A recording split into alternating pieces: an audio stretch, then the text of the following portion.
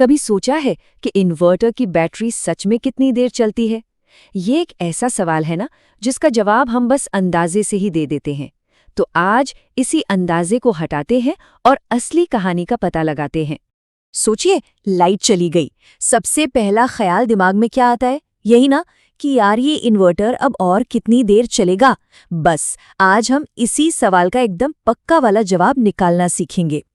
तो सही जवाब तक पहुंचने के लिए शुरुआत कहाँ से करें?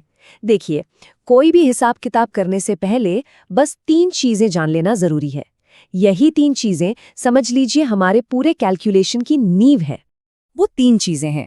पहली, बैटरी की कैपेसिटी यानी कितने एम्पियर घंटे या AH की है। दूसरी, करंट लोड यानी कितने वॉट का लोड चल रहा है। और तीसरी, सिस्टम का वोल्टेज जैसे 12V या 24V।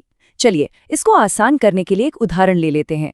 मान लीजिए कि एक 150 AH की बैटरी है, उस पर 300 वॉट का लोड है और सिस्टम 12 वोल्ट का है। अच्छा, अब हमारे पास ये तीनों जानकारियां हैं, तो चलिए एक बिल्कुल सिंपल सा कैलकुलेशन करते हैं।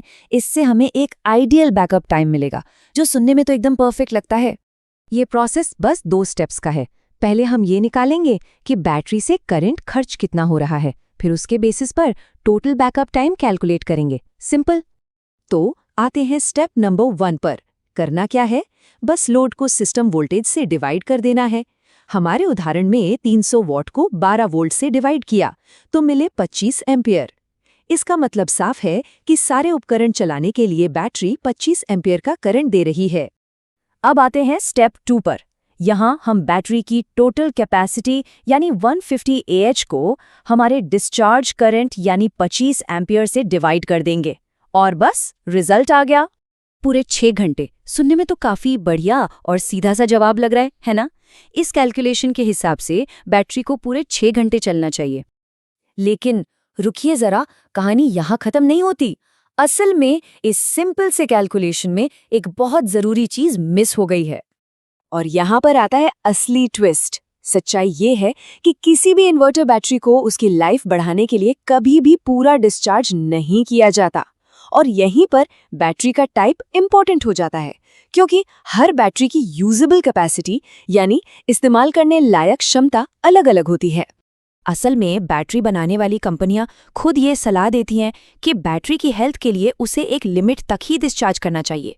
एक सामान्य लेड एसिड बैटरी के लिए ये लिमिट अक्सर 70% होती है।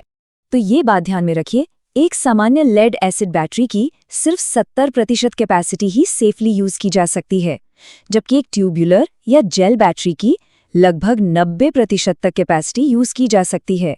और ये जो डिफरेंस है ना, ये बैकअप टाइम में जमीन आसमान का फर्क ला देता है। तो चलिए, अब इस नई इन्फॉर्मेशन के साथ अपनी उस 6 घंटे वाले जवाब को दोबारा से कैलकुलेट करते हैं और देखते हैं कि असली कहानी क्या है। पहले बात करते हैं लेड एसिड बैटरी की। हमारा जो आइडियल टाइम था 6 घंटे, उसको 70% से यानी 0.7 से मल्टीप्लाई करेंगे। इससे हमें मिलता है 4.2 घंटे। अब इस 0.2 को अगर मिनट में बदलें तो ये हुआ 4 घंटे और 12 मिनट। अच्छा, अब यही कैलकुलेशन ट्यूबुलर या जेल बैटरी के लिए करके देखते हैं। 6 घंटे को 90% से यानी 0.9 से मल्टीप्लाई करने पर मिलता है 5.4 घंटे।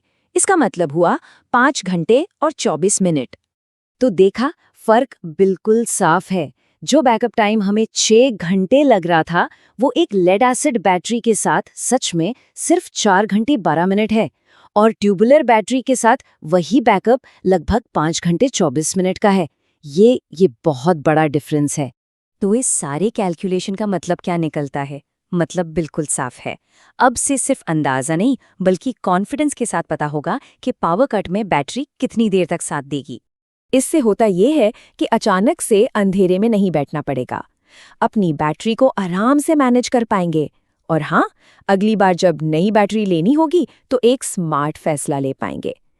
ये चीज साफ करती है कि सिर्फ देखना काफी नहीं है, बैटरी का टाइप क्या है ये भी बहुत बहुत ज्यादा मायने रखता है। तो अब राज खुल चुका है कि असली कहानी कैसे पता करें।